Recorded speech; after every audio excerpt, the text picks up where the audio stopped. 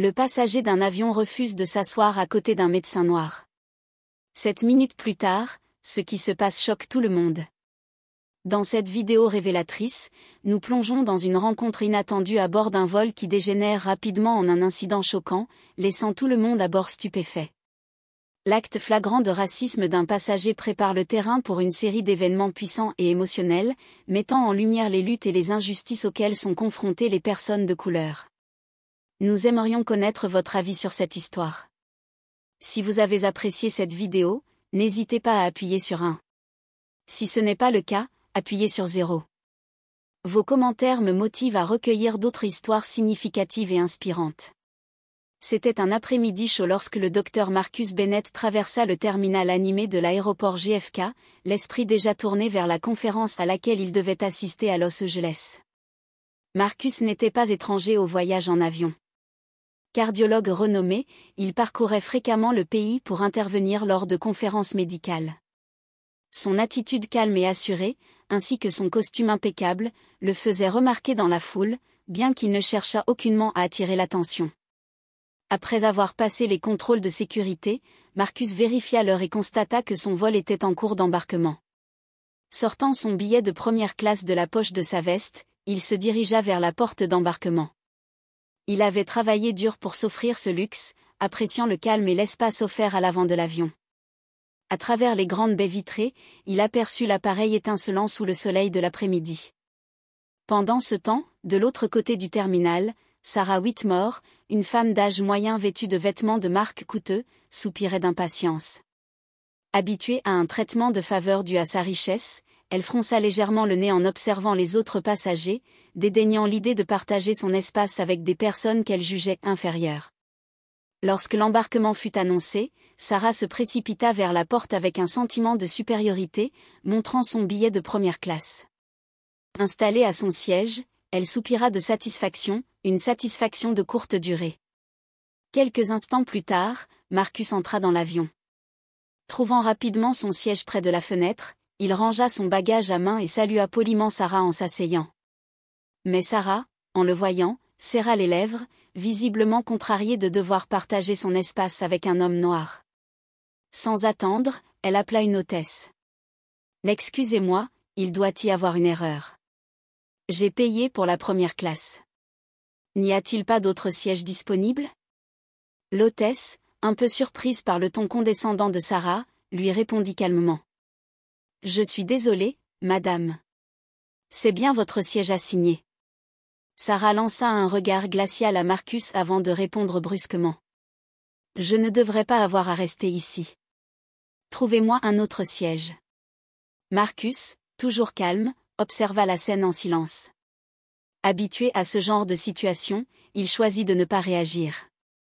L'hôtesse s'excusa poliment et réaffirma que l'avion était complet. Sarah, furieuse, croisa les bras et marmonna. « C'est incroyable. Je vais porter plainte. » Marcus prit place sans un mot, gardant une attitude digne malgré l'hostilité palpable. Alors que l'avion décollait, Sarah continua de manifester bruyamment son mécontentement. Pourtant, ce qui semblait être un vol ordinaire allait bientôt prendre une tournure inattendue, laissant tous les passagers stupéfaits. Comme d'habitude, Marcus, passager en première classe, prit une profonde inspiration. Sa patience s'effilochait. Il se tourna vers Sarah, ses yeux calmes mais fermes. « En fait, je suis médecin, cardiologue pour être précis, » dit-il d'une voix posée. Pendant un instant, le visage de Sarah se figea. Son sourire narquois disparut, remplacé par une hésitation visible. Elle ne s'attendait pas à cette réponse. Pourtant, au lieu d'admettre son erreur ou de montrer un quelconque remords, elle redoubla d'impolitesse. « Tant mieux pour toi, » répondit-elle d'un ton sec. « Mais cela n'explique toujours pas pourquoi tu penses pouvoir t'asseoir à côté de moi. » Marcus ouvrit la bouche pour répondre, mais avant qu'il ne puisse dire un mot, une voix s'éleva de l'autre côté de l'allée. C'était un homme d'âge moyen, vêtu de manière décontractée, qui avait suivi l'échange. « Madame, » dit-il d'un ton ferme, « cet homme a parfaitement le droit d'être ici, tout comme vous. Vous devriez lui montrer un peu de respect. » Sarah se tourna vers lui, le visage rougi par un mélange d'embarras et de colère. « Cela ne vous regarde pas. » lança-t-elle sèchement. Mais l'homme ne se laissa pas intimider. Vous vous ridiculisez, continua-t-il. Cet homme est médecin. Et même s'il ne l'était pas, il mérite d'être traité avec décence. Un murmure parcourut la cabine de première classe. Les autres passagers prenaient conscience de la situation. Sarah, réalisant qu'elle avait perdu le contrôle de la situation, croisa les bras et se laissa tomber dans son siège, le visage brûlant d'humiliation.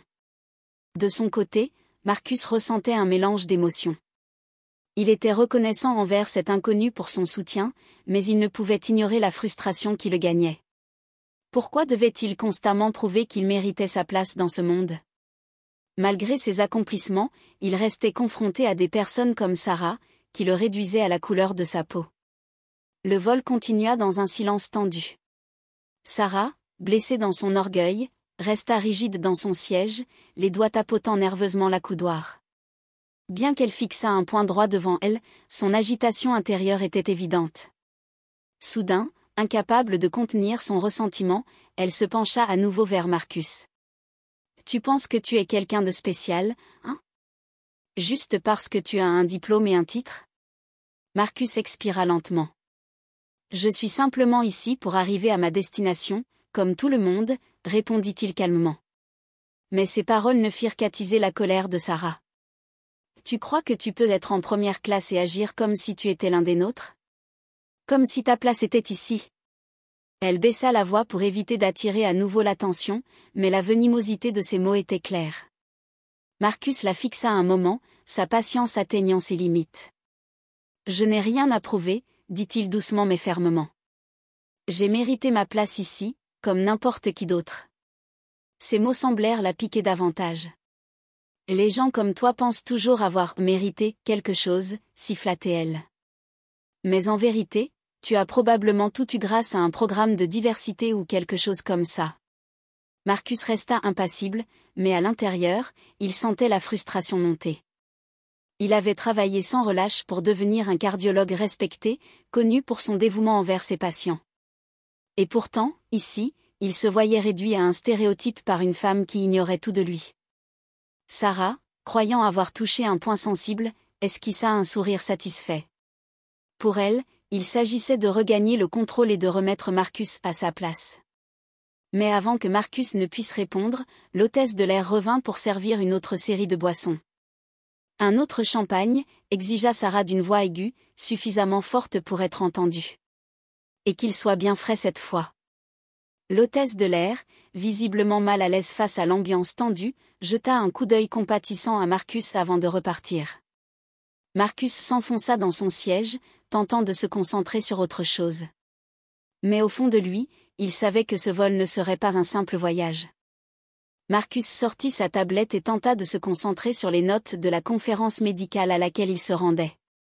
Mais, malgré ses efforts, son esprit revenait sans cesse à l'incident avec Sarah.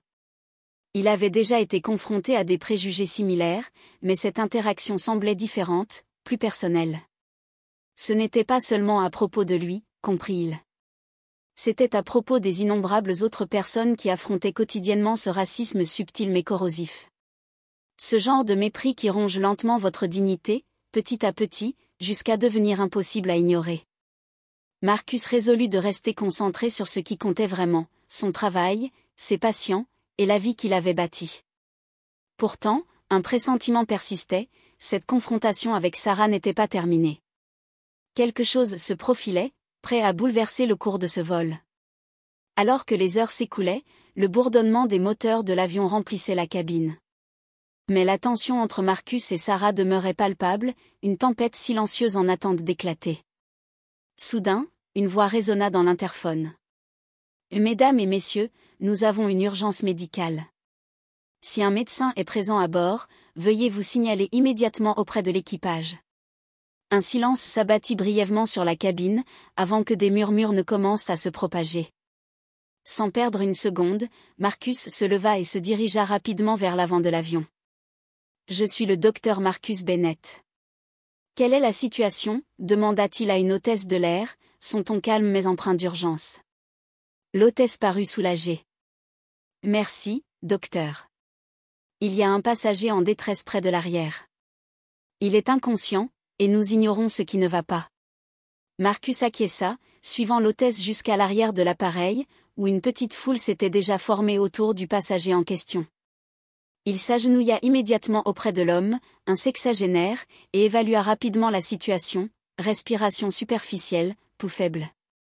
Les signes indiquaient un possible problème cardiaque. Il se tourna vers l'hôtesse. « J'ai besoin d'un défibrillateur externe automatisé, DEA, tout de suite. » L'hôtesse s'exécuta sans délai, tandis que Marcus restait concentré sur le patient. Ses mains expertes vérifiaient les signes vitaux et se préparaient à intervenir. De retour en première classe, Sarah observait la scène, figée. La colère qui l'habitait auparavant avait disparu, remplacée par un mélange de choc et d'incrédulité. Elle voyait Marcus pour la première fois sous un autre jour, non pas comme l'homme qu'elle avait méprisé, mais comme un professionnel compétent et sûr de lui. Lorsque l'hôtesse revint avec le DEA, Marcus installa rapidement les électrodes sur la poitrine du passager. L'appareil analysa le rythme cardiaque avant de conseiller l'administration d'un choc.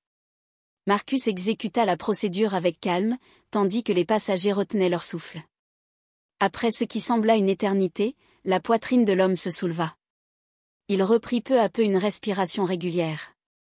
Un murmure d'étonnement parcourut la foule, suivi d'applaudissements timides mais sincères. Marcus continua de surveiller le patient, constatant avec soulagement que son état se stabilisait. Bien qu'il ait besoin de soins médicaux supplémentaires à l'atterrissage, le danger immédiat semblait passé. Alors que Marcus retournait à son siège, les passagers s'écartèrent respectueusement, certains lui offrant des remerciements ou des sourires admiratifs. Marcus, fidèle à lui-même, hocha simplement la tête, humble et concentré sur le bien-être de l'homme qu'il venait d'aider. Quand il atteignit enfin son siège, Sarah le regardait. Son expression avait radicalement changé. Elle semblait prise entre la honte et un émerveillement silencieux. Pour la première fois depuis le début du vol, elle était sans voix. Marcus s'assit, sans un mot.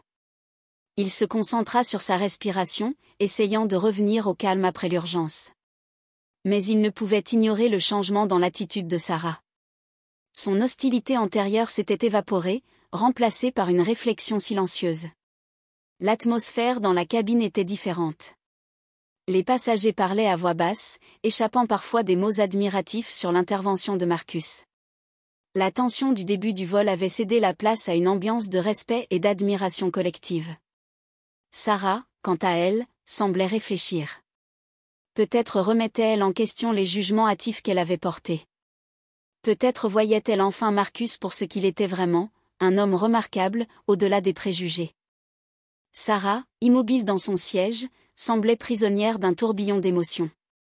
À l'extérieur, son visage restait figé, mais à l'intérieur, elle luttait contre le poids de ses pensées et actions passées.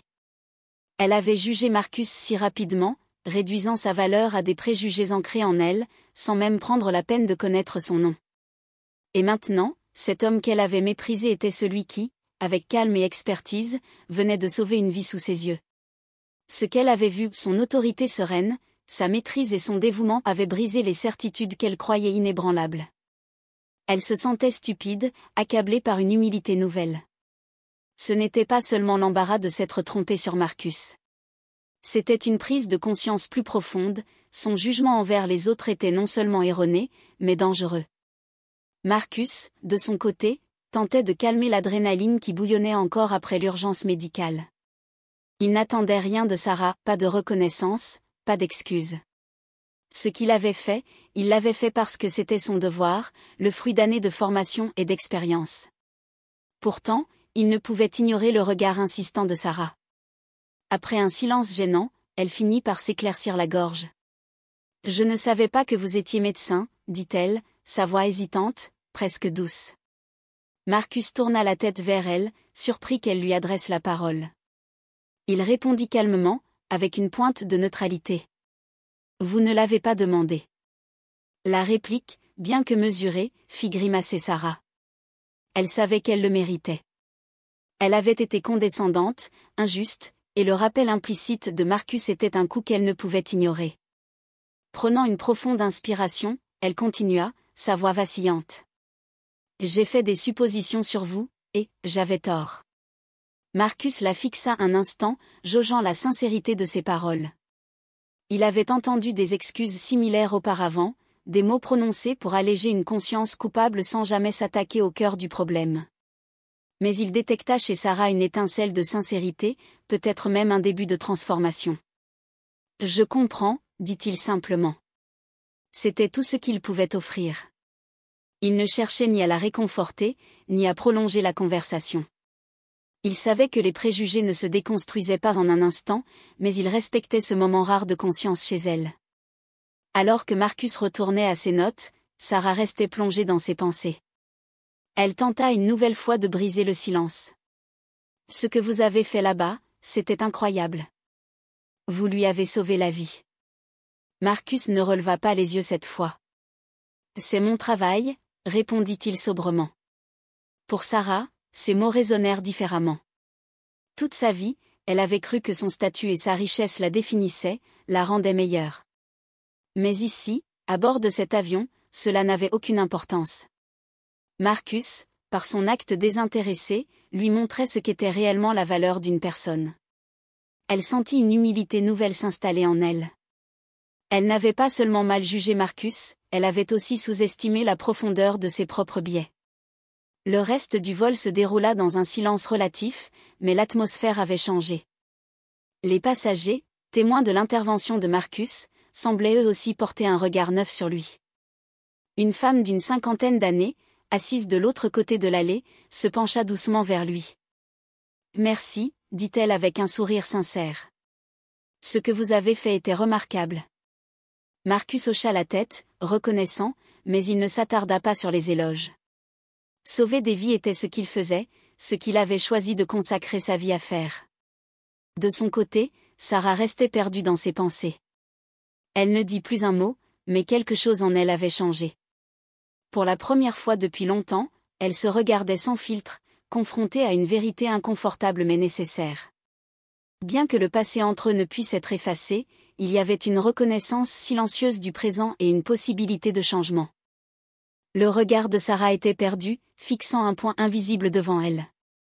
Tout ce qu'elle croyait sur elle-même, son statut, et sa manière de voir les autres, vacillaient.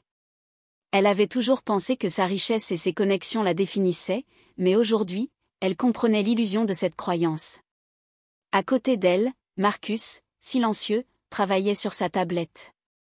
Il n'attendait rien d'elle, ni excuse, ni reconnaissance. Pourtant, Sarah ressentait un besoin impérieux de s'exprimer. Prenant une profonde inspiration, elle murmura. « Je suis désolée pour ce que j'ai dit. J'avais tort. Pas seulement aujourd'hui, mais depuis longtemps. » Marcus leva les yeux, surpris par la sincérité dans sa voix. Il prit un instant avant de répondre calmement. « Ce n'est pas facile d'admettre qu'on a tort. Mais c'est un premier pas important. » Sarah hocha la tête, regardant par la fenêtre. Elle reprit, plus doucement. « J'ai passé ma vie à juger les autres, à construire des murs autour de moi. Mais aujourd'hui, quelque chose a changé. » Marcus resta silencieux, reconnaissant l'importance de ce moment. Ce n'était pas son rôle de guider Sarah dans cette introspection, mais il pouvait voir qu'elle faisait face à des vérités inconfortables. « Je pense que chacun doit trouver son propre chemin », répondit-il finalement. Les mots résonnèrent en Sarah. Pour la première fois depuis des années, elle voyait au-delà des apparences. Ses pensées tourbillonnaient, mettant en question ses croyances et ses priorités. Lorsque l'avion entama sa descente, l'agitation reprit dans la cabine. Les passagers se préparaient à atterrir, mais Sarah restait figée dans ses pensées. Marcus rangea calmement sa tablette et se leva pour récupérer ses affaires. Avant de partir, il se tourna vers elle. « Prenez soin de vous », dit-il simplement, avec un signe de tête respectueux. La gorge serrée, Sarah répondit. « Merci, docteur Bennett, pour tout. » Marcus quitta l'avion sans un mot de plus, mais son impact sur Sarah était indéniable. Tandis qu'elle marchait dans le terminal, entourée du bruit des voyageurs, elle se sentit vulnérable, comme si les murs qu'elle avait érigés s'étaient écroulés. Pour la première fois, elle réalisait que sa vie, bâtie sur des privilèges et des apparences, ne suffisait pas. Et le nom Marcus Bennett résonnait dans son esprit comme un rappel, il était temps de voir les choses différemment, de changer. Comment avait-elle pu être si aveugle? Si absorbée par sa propre importance qu'elle n'avait pas perçu l'humanité de l'homme assis à côté d'elle? Par automatisme, Sarah attrapa son téléphone et parcourut ses emails. Mais cette fois, la satisfaction habituelle qu'elle tirait de sa routine professionnelle et de la gestion méticuleuse de sa vie était absente. Tout semblait vide, insignifiant, face à ce qu'elle avait vu dans cet avion. D'ordinaire, elle balayait ses erreurs d'un revers de la main d'une nouvelle acquisition, une destination exotique, mais cette fois-ci, c'était différent. Une gêne persistait, refusant de disparaître. Tandis qu'elle attendait ses bagages au carrousel, une pensée traversa son esprit, et si elle n'avait pas pris cet avion? Et si elle n'avait jamais vu Marcus en action? Cette réalisation la secoua profondément. Elle avait vécu dans une bulle, un univers où privilèges et confort dominaient, et où les autres n'existaient qu'en périphérie. Marcus, avec un simple acte d'héroïsme silencieux, avait brisé cette illusion. Lorsque le sac de Sarah apparut enfin, elle hésita à quitter le terminal. Pour la première fois, elle sentait qu'il lui fallait s'arrêter, réfléchir. Elle s'installa près d'une grande baie vitrée, observant les avions qui se mouvaient au loin. Ces appareils lui paraissaient soudain symboliques, chacun portait des centaines de vies, des histoires uniques, des luttes invisibles qu'elle n'avait jamais pris la peine de considérer. Tout en fixant la piste, une vague de regret l'envahit. Combien de vies avait-elle jugées, ignorées, simplement parce qu'elles ne correspondaient pas à ses standards étroits? Mais au milieu de cette honte naquit une autre émotion, plus rare, presque étrangère, l'espoir. Elle prit son téléphone et tapa un nom. En quelques secondes, les résultats apparurent. Dr Marcus Bennett, éminent cardiologue, défenseur infatigable des patients, orateur renommé. Des photos le montraient lors de conférences, des articles louaient son dévouement, et des témoignages de patients exprimaient une gratitude profonde. Sarah sentit un pincement au cœur. Cet homme, qu'elle avait traité avec mépris, incarnait tout ce qu'elle n'était pas, altruisme, humilité, force tranquille. Ce n'était pas seulement une leçon sur Marcus, mais sur tout ce qu'elle avait négligé, toutes les opportunités manquées de vraiment voir les autres. Alors qu'elle quittait enfin l'aéroport, un poids s'était levé. Ce moment de vérité, bien que douloureux, était aussi libérateur. Elle réalisa qu'elle avait le pouvoir de changer. Ce ne sera pas facile, pensa-t-elle, mais c'est possible. Dans le taxi qui la conduisait à son hôtel, ses pensées vagabondaient. Comment réparer les préjudices accumulés, non seulement ceux du vol, mais aussi ceux issus de ces années de dédain et d'aveuglement? Lorsque le véhicule s'arrêta devant un luxueux hôtel, Sarah descendit, remerciant poliment le chauffeur. En entrant dans le hall opulent, ses yeux glissèrent sur les lustres éclatants et les sols en marbre poli, mais ils ne provoquèrent pas la fierté habituelle. Ce monde de luxe, qu'elle avait autrefois considéré comme une preuve de réussite, semblait désormais creux. Dans le calme de sa suite, dominant la ville illuminée, elle se laissa tomber dans un fauteuil. Elle savait que ce n'était que le début, mais ce début portait un sens nouveau, celui de vivre avec plus de grâce, de compassion et d'ouverture. Pour la première fois depuis des années, Sarah ressentait une lueur d'espoir.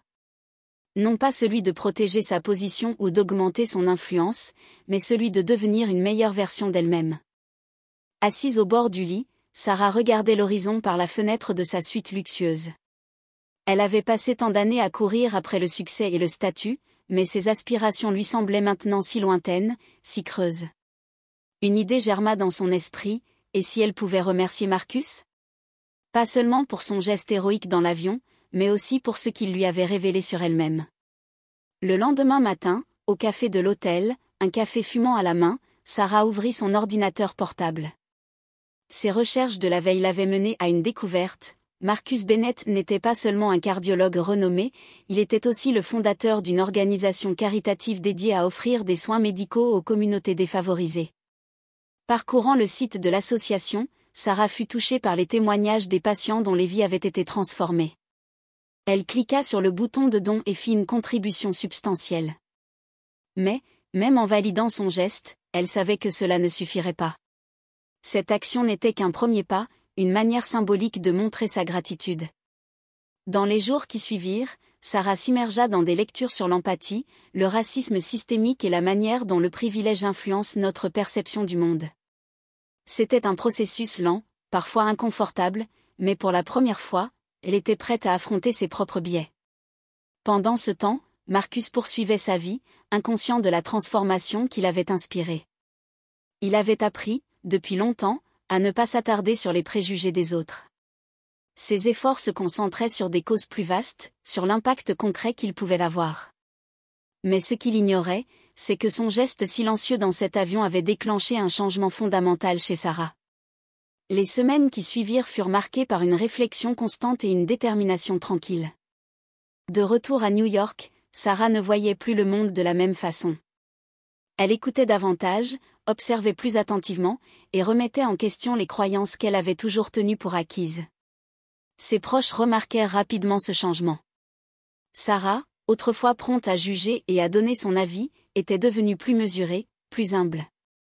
Lorsqu'elle parlait, ses paroles portaient une sincérité nouvelle. Un après-midi, alors qu'elle sirotait un café avec une collègue, la conversation dériva sur le sujet des inégalités raciales. Sarah, qui aurait autrefois esquivé ou ignoré de tels échanges, écoutait attentivement. Elle se souvenait de Marcus, de son courage tranquille, et des leçons qu'elle avait apprises ce jour-là dans l'avion. Quand sa collègue termina son discours passionné, Sarah prit la parole avec une humilité nouvelle. Elle n'avait pas toutes les réponses, mais elle savait qu'elle voulait contribuer à un changement.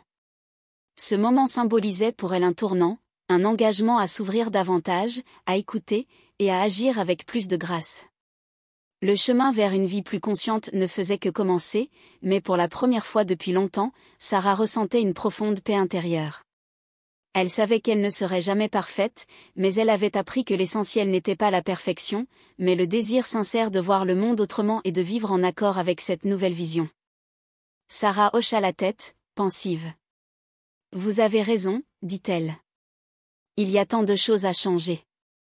Et cela commence par des gens comme nous, prêts à ouvrir les yeux sur ce qui se passe vraiment autour de nous, et à agir. » Son collègue la regarda, surpris. « Ce n'est pas quelque chose que j'aurais pensé entendre de vous, » admit-il, bien que son ton fût empreint de gratitude. Sarah lui sourit doucement. « Beaucoup de choses ont changé pour moi récemment, » répondit-elle, son esprit revenant à Marcus et à l'impact qu'il avait eu sur elle, sans même le savoir.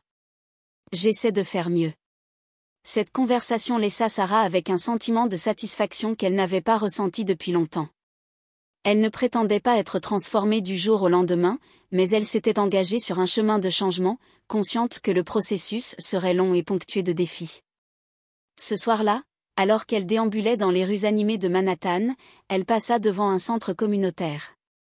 À travers la vitre, un panneau attirait son regard, opportunité de bénévolat, programme de mentorat pour la jeunesse. Sarah s'arrêta, fixant l'affiche. C'était exactement le genre d'impact concret qu'elle recherchait. Poussée par une impulsion qu'elle n'aurait jamais suivie auparavant, elle entra et s'inscrivit. En quittant le centre, son cœur battait, mêlant nervosité et excitation. Une semaine plus tard, Sarah assista à sa première séance de mentorat. On lui présenta Jasmine, une adolescente de 15 ans pleine de rêves mais dépourvue de conseils pour les réaliser. Jasmine était timide au départ, ses bras croisés, mais Sarah perçut une étincelle dans ses yeux, la même étincelle qu'elle avait eue autrefois avant que la vie ne l'éloigne de l'essentiel. Durant leur rencontre, Sarah écouta plus qu'elle ne parla. Elle offrit des conseils là où c'était nécessaire, mais laissa surtout Jasmine raconter son histoire. À la fin de leur discussion, l'hésitation de la jeune fille avait fait place à un sourire timide. En sortant du centre ce jour-là, Sarah ressentit une connexion profonde qu'elle n'avait pas éprouvée depuis longtemps. Sarah continua de travailler avec Jasmine, et leur relation évolua.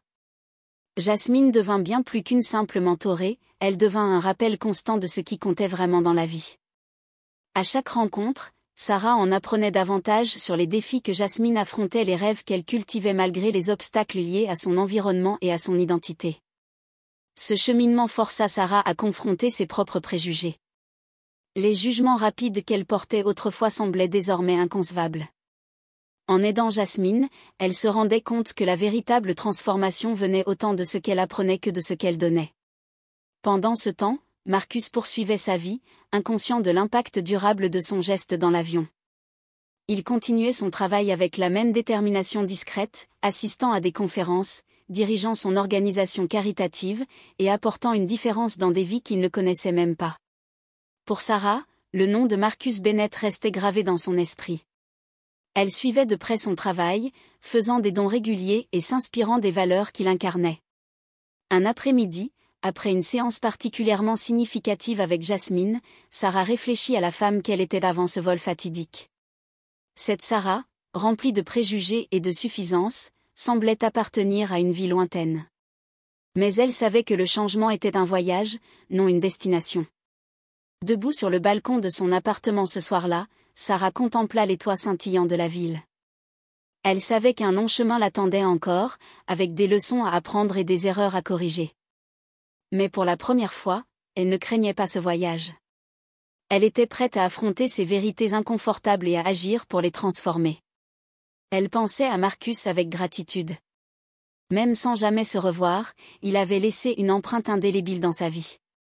Et grâce à lui, Sarah s'efforçait, chaque jour, de devenir une meilleure version d'elle-même, une version capable de tendre la main et d'inspirer à son tour. Marcus était devenu, sans même le savoir, une figure marquante dans la vie de Sarah. Un mentor silencieux, qui lui avait montré, sans effort, ce que cela signifiait vivre avec intégrité. Elle se demandait souvent s'il avait la moindre idée de l'impact qu'il avait sur ceux qui l'entouraient.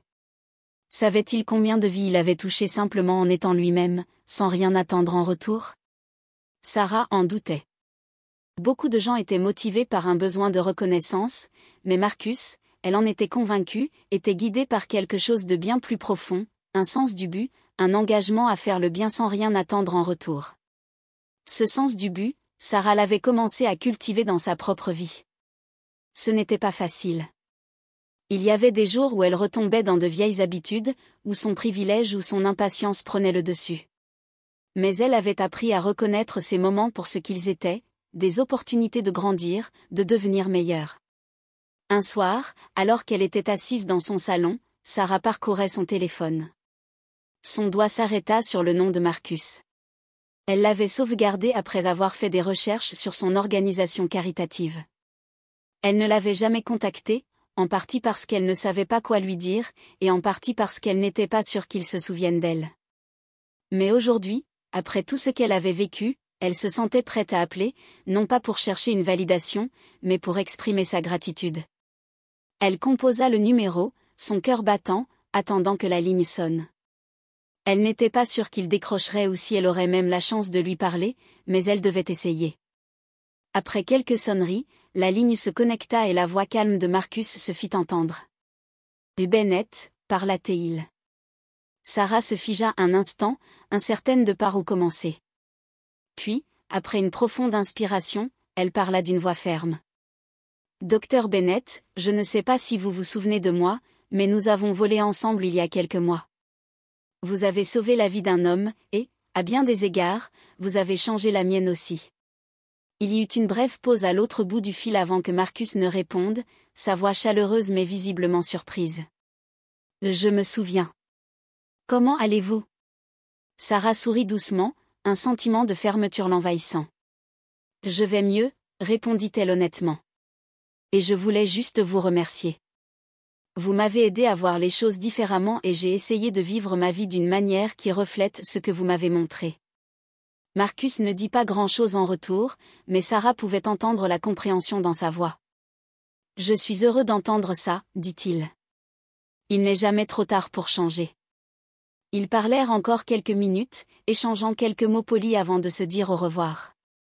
Ce n'était pas une conversation dramatique, sans grande déclaration ni révélations émotionnelles, mais pour Sarah, c'était exactement ce dont elle avait besoin.